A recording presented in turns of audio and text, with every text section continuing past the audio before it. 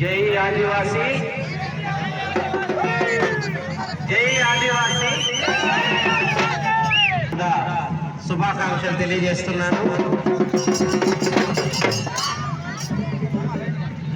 మన్యం జిల్లాలో అత్యద్భుతంగా డిసెంబర్ చివరి వారంలో జరుగుతున్నటువంటి ఈ కందికొత్తల కార్యక్రమం, కందికొత్తల పండుగ ఆదివాసులందరూ కూడా ఎంతో సంతోషంతో జరుపుకోవడం అనేటువంటిది ఆనవాయితీగా వస్తుంది.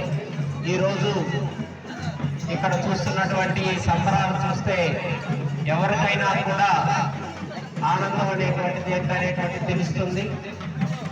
మీ మొహాల్లో కనిపిస్తున్నటువంటి ఆనందం సంవత్సరం పొడవునా ఉండాలని చెప్పి ఆకాంక్షిస్తున్నాను. మన పంటలన్నీ కూడా